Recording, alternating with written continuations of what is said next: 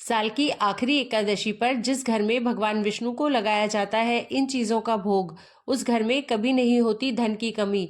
माँ लक्ष्मी का होता है स्थिर निवास और दरिद्रता रहती है कोसों दूर। हरे कृष्णा। साल 2024 की आखिरी एकादशी पर चाहे व्रत भी मत करना, लेकिन इन चीजों का भोग भगवान श्री हरि विष्णु और माता लक्ष्मी को लगा देना। आपके घर में माँ लक्ष्मी हो जाएंगी साक्षात विराजमान। हिंदू धर्म में साल में आने वाली सभी एकादशियों का विशेष महत्व माना जाता है। आपको बता दें कि प्रत्येक महीने में 2 एकादशी आती है और साल में 24 एकादशी तिथियां आती है। इन सभी एकादशियों का हिंदू धर्म में बड़ा ही विशेष महत्व माना जाता है। इन 24 एकादशियों में से एक एकादशी सफला एकादशी है। सफला एकादशी का हिंदू धर्म में बड़ा ही विशेष महत्व माना जाता है। आपको बता दें कि सफला एकादशी पौष मास के कृष्ण पक्ष में मनाई जाती है। सफला एकादशी भगवान श्री हरि विष्णु को समर्पित होती है। इस दिन भगवान विष्णु की विशेष कृपा पाने के लिए व्रत रखा जाता है और भगवान श्री हरि विष्णु जी की पूजा अर्चना की जाती है। मान्यता है कि सफला एकादशी का व्रत करने से अश्वमेध यज्ञ करने के बराबर पुण्य प्राप्त होता है। माना जाता है कि सफला एकादशी के दिन भगवान विष्णु का व्रत और पूजन करने से जातक को सभी पापों से मुक्ति मिलती है। अगर आपसे जाने अनजाने में पाप हुए हैं तो आपको उनसे भी मुक्ति मिल जाती है और आपको माता लक्ष्मी और भगवान श्री हरि विष्णु जी की विशेष कृपा प्राप्त होती है, जिससे आपको जीवन के हर क्षेत्र में सफलता प्राप्त होती है। इसके अलावा शास्त्रों में कुछ ऐसे कार्यों और ऐसी चीजों का वर्णन किया गया है जिन चीजों का भोग आप सफला एकादशी पर भगवान श्री हरि विष्णु जी को श्रद्धा पूर्वक विधि विधान से लगाते हैं और फिर प्रसाद को सभी में वितरित करते हैं, साथ ही आप स्वयं भी ग्रहण करते हैं, तो आपको भगवान श्री हरि विष्णु और माता लक्ष्मी की असीम कृपा प्राप्त होती है, जिससे आपको जीवन में शुभ परिणाम देखने को मिलते हैं। साथ ही आपके रुके हुए कार्य बिना किसी रुकावट के पूरे हो जाते हैं।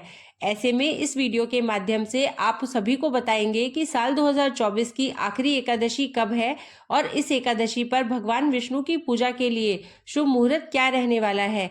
इसके अलावा सफला एकादशी का महत्व क्या है और इसकी पूजा विधि क्या है और इस दिन किन चीजों का सेवन करने से सुख संपत्ति और धन ऐश्वर्य की प्राप्ति होती है और किन चीजों का सेवन इस दिन भूलकर भी नहीं करना चाहिए। इस वीडियो में आपको सफला एकादशी के बारे में संपूर्ण जानकारी मिलेगी।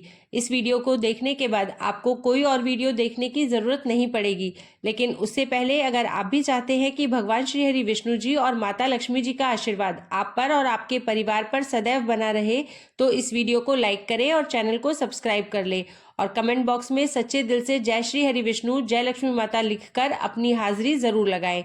तो चलिए सबसे पहले जानते हैं कि साल की आखिरी एकादशी यानी सफला एकादशी कब है। तो आप सभी को बता दें कि पौष माह के कृष्ण पक्ष की एकादशी तिथि की शुरुआत 25 दिसंबर 2024 को रात 10:29 पर होगी।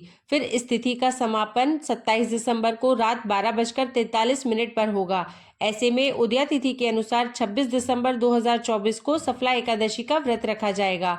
अब आइए जानते हैं कि सफला एकादशी का महत्व क्या है। सफला एकादशी के दिन भगवान श्री हरि का पूजन किया जाता है। इसके अलावा मान्यताओं के अनुसार सफला एकादशी की रात जागरण करने से सभी इच्छाएं पूरी होती है। इस दिन श्रद्धालु बड़े स्तर पर पूजा हवन और भंडारों आदि का आयोजन करते हैं। साथ ही सफला एकादशी के दिन किसी गरीब और ब्राह्मणों को भोजन करवाना बहुत ही शुभ और फलदायी माना गया है।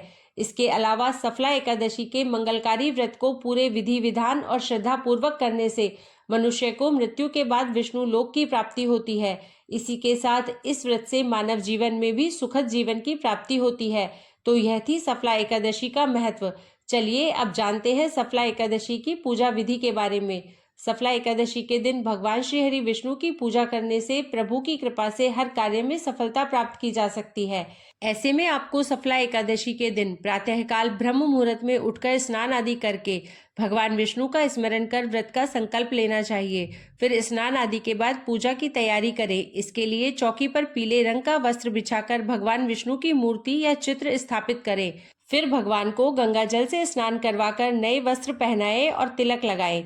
भगवान विष्णु को पीले रंग के फूल, फल, धूप, दीप और चंदन अर्पित करें। इसके अलावा विष्णु सहस्त्र नाम का पाठ करें और सफला एकादशी व्रत कथा का पाठ करें। साथ ही भगवान विष्णु की आरती करें और पूजा के दौरान हुई भूलों के लिए क्षमा मांग ले। फिर लोगों को प्रसाद बांटें और स्वयं भी प्रसाद ग्रहण करें। ऐसा करने से आपको भगवान विष्णु की विशेष कृपा प्राप्त होगी।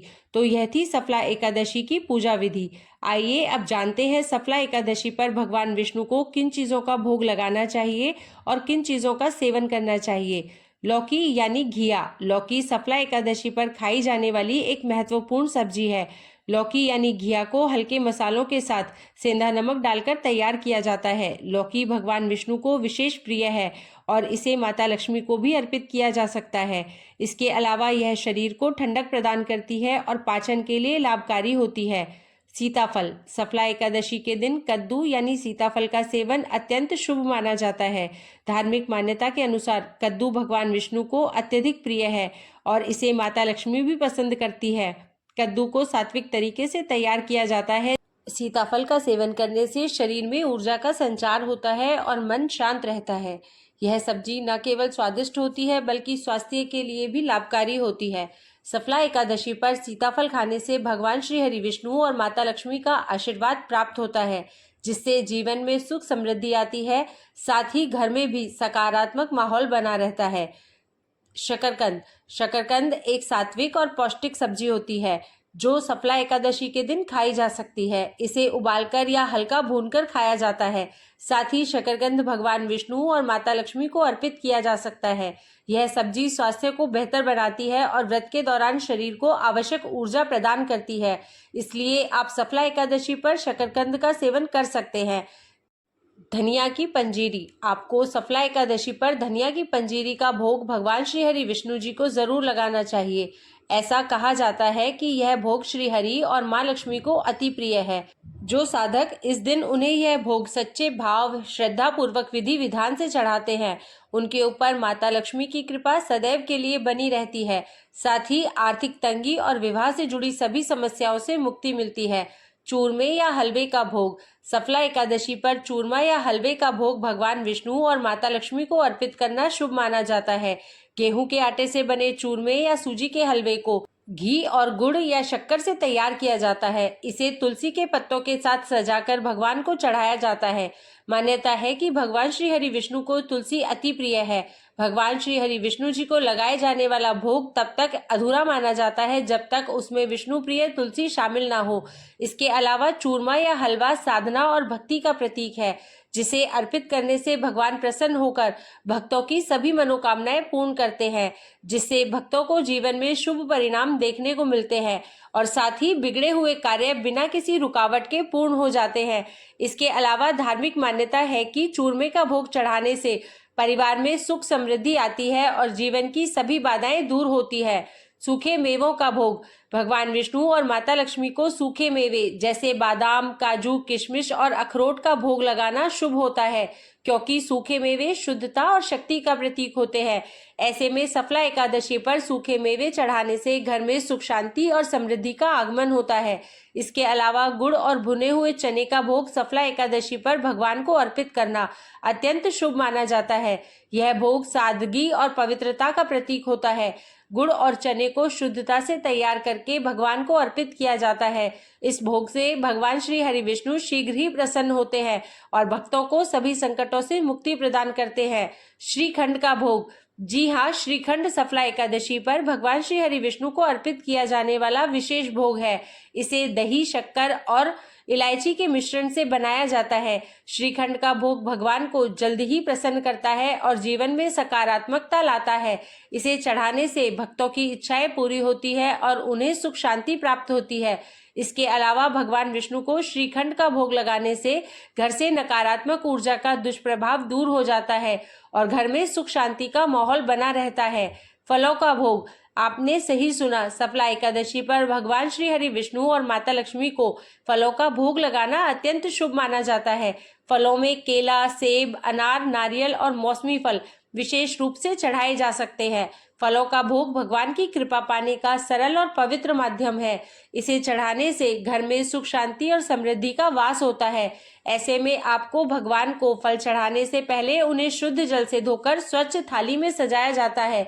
फिर भगवान को चढ़ाए गए फल प्रसाद के रूप में ग्रहण किए जाते हैं, जिससे तन मन पवित्र हो जाता है। धार्मिक मान्यताओं के अनुसार फलों का भोग चढ़ाने से भगवान विष्णु भक्तों की सभी मनोकामनाएं पूरी करते हैं और माता लक्ष्मी की कृपा से सभी आर्थिक बाधाएं दूर होती हैं। मिठाई का भोग।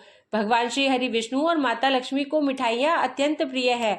सफला एकादशी के दिन मावे से बनी मिठाइयाँ जैसे लड्डू, पेड़ा, बर्फी आदि का भोग लगाना बहुत शुभ होता है। इसे शुभता, मिठास और समृद्धि का प्रतीक माना जाता है। इसके अलावा आपको मिठाई बनाते समय शुद्धता का विशेष रूप से ध्यान रखना आवश्यक है। मिठाई का भोग भगवान को अर्पित करने से जीवन में मिठास और सकारात्मकता का संचार होता है। यह भोग अर्पित करते समय भक्त अपनी मनोकामनाओं की पूर्ति के लिए प्रार्थना करते हैं। मिठाई का भोग लगाने से न केवल भगवान की कृपा प्राप्त होती है, बल्कि इसे प्रसाद के रूप में बांटने से समाज में प्रेम और एकता बढ़ती है। यह भोग माता लक्ष्मी को भी प्रसन्न करता है, जिससे आर्थिक उन्नति का मार्ग प्रशस्त होता है, जिससे आपको जीवन में कभी भी आर्थिक तंगी जैसी समस्या का सामना नहीं करना पड़ता है। पंचामृत का भोग। पंचामृत का भोग भगवान विष्णु और माता लक्ष्मी को सफला एकादशी पर अर्पित करना अत्यंत शुभ माना जाता है।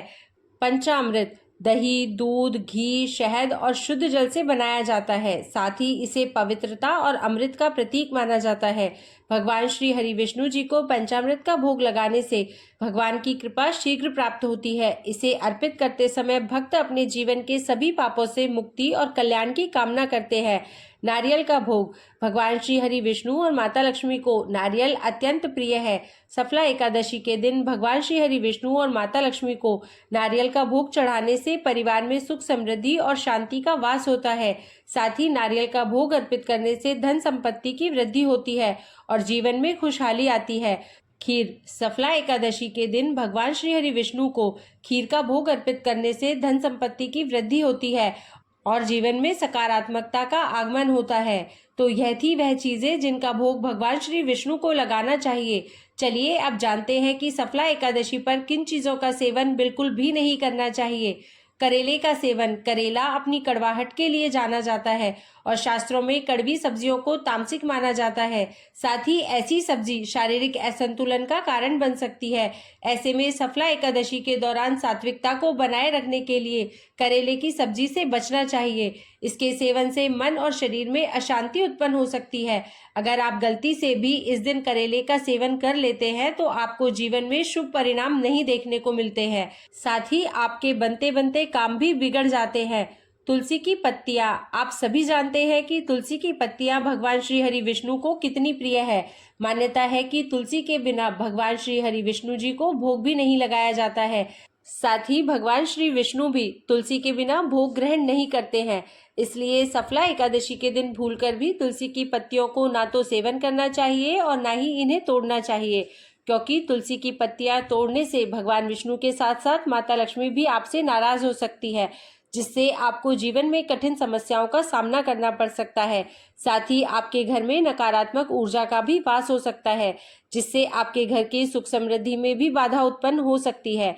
बैंगन का सेवन। सफला एकादशी पर बैंगन खाना पूरी तरह से निषिद्ध माना गया है। धार्मिक मान्यता है कि बैंगन तामसिक प्रवृत्ति की सब्जी है, जो शरीर और मन की शुद्धता को प्रभावित करती है। लहसुन और प्याज। लहसुन और प्याज तामसिक भोजन के अंतर्गत आते हैं। मान्यता है कि लहसुन और प्याज की उत्पत्ति राहु केतु से हुई थी, जिससे इन दोनों को अशुभ माना जाता है। इसके अलावा यह शरीर में गर्मी पैदा करते हैं और मानसिक अशांति का कारण बनते हैं। ऐसे में सफला एकादशी के दौरान लहसुन प्याज का सेवन वर्जित है, क्योंकि इनसे भक्ति में विघ्न आ सकता है। साथ ही इस दिन बिल्कुल भी शराब, मांस, मछली आदि का सेवन नहीं करना चाहिए। तो यह थी वे चीजें जिनका सेवन सफला एकादशी पर बिल्कुल भी नहीं करना चाहिए। तो यह थी सफला एकादशी के बारे में कुछ खास बातों की जानकारी। अगर आप इस तरीके से सफला एकादशी का व्रत करते हैं इन नियमों के अनुसार, तो आपको व्रत का संपूर्ण फल प्राप्त होता है।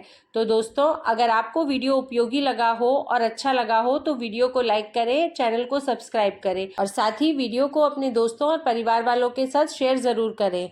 मिलती हूँ आपसे एक नई वीडियो में, तब तक के लिए जय श्री कृष्णा, राधे राधे।